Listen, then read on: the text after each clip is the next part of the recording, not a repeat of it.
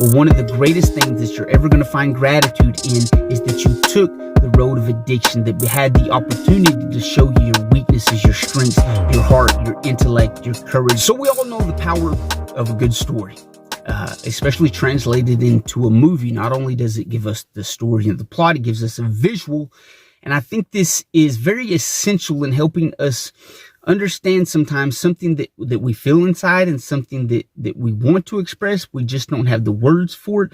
And so movies and stories can help us begin to understand what we're trying to say in a better way. So I want to use the story, The Wizard of the Oz, in correlation with this journey of an addict and recovering from substance abuse.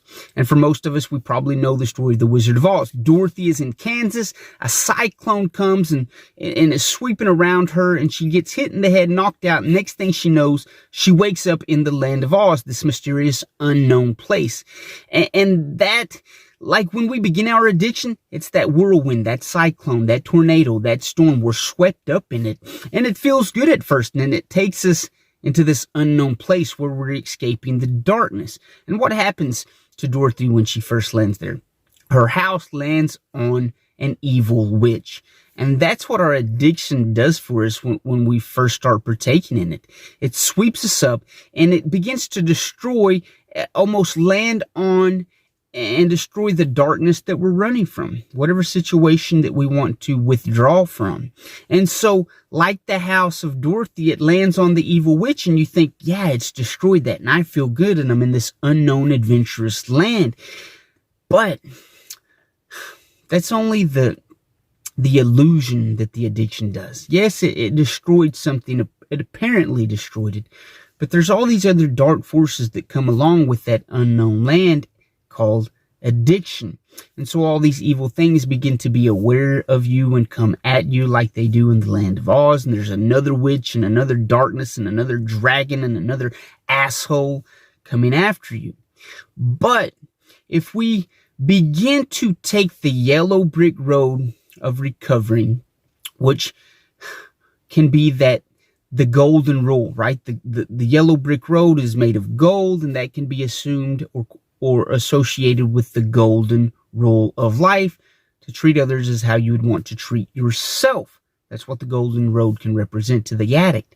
And not only treat others as you would treat yourself, but to begin to treat yourself as you would treat others. On the road to recovery, we got to begin to treat ourselves as somebody that is worthy, somebody that is capable of overcoming addiction, that is capable of contributing to society.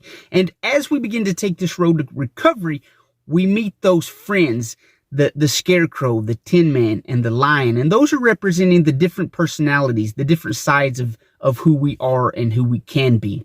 And so the tin man has no heart. He's this tin man that gets rusty and needs oil. And that's the same thing on the road to recovery. We continue to need to be lubricated with that hope and that faith and action and responsibility or discipline in ourselves on the road to recovery, or we're going to begin to rust and get tight and stand still. And without the heart, that heart that believes in something bigger, that heart that keeps us moving, that heart that knows we have the dreams to be something more than we are, we're going to rust. So on the road to recovery, it is important that we continue to cultivate those dreams and cultivate the ambition to be more. And that's what it means to have the heart of the tin man on the road to recovery. Don't let yourself rust up and get tight in the standards of society by removing your dreams and your ambitions. It is imperative on the road to recovery that you have some ambition, that you have some goals, and that you have some dreams. And that's going to require some heart. And on the other end, on our path to recovery, we have the scarecrow, who seemingly has no intellect, no brain. And if we went through years of addiction, it's almost like we're brain dead. Some would say that we're burnt and we've lost a lot of wisdom on the way. But as it goes throughout the movie, the scarecrow has a lot of common sense. He knows how to handle himself. And as we as addicts and recovering addicts, we've definitely acquired some street smarts. We've definitely acquired some life sense. We know what's good in life. We know what's horrible in life. We've experienced the malevolence of life. And so we have this common sense upon us that many times is even more valuable than intellect. We're not burnt. We just need to continue on the road to recovery and begin to use that common sense. And just like the scarecrow, as you face more experiences and you have the belief in yourself that you can intellectually understand new avenues, not just the addict lifestyle, but begin to understand and have the intellect to experience life with the brain and the intellect to come out on top and to actually be worthy and valuable and contribute. As you continue on that road to recovery, you'll find that your brain was in that fog, but you just need to face more experiences and have new opportunities to allow your brain to refocus and come out of the fog. And then we have the lion on the road to recovery who lacks courage. And there's going to be so many obstacles on the road to recovery. There's going to be new darkness and new flying monkeys and new little munchkins and new little witches that want to come at us. And many times it's going to feel like we just don't have the courage to go on, that our roar is very timid and very small. But as we continue on, we find that we've always had that courage. And the lion begins to acknowledge that there's something within them that yearns to face those difficulties, those trials, those obstacles.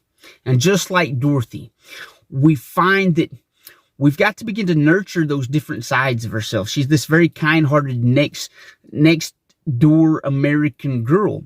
And so she's bringing along everyone and she's uniting them, and she becomes this hero that is piecing together the pieces and encouraging everyone to come along the road of recovery so that they can find what they need: their heart, their brain, their courage.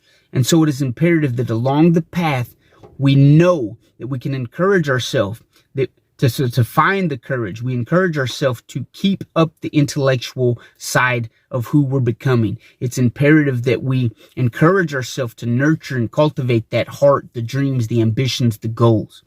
And as we get to Emerald City, where we find the Wizard of Oz, and we go in and we're looking for our hope along this journey, and we're beginning to combat the darknesses and slay the evil witches, and we're finding our courage, and we're finding our heart, and we're finding our intellect to help navigate this path.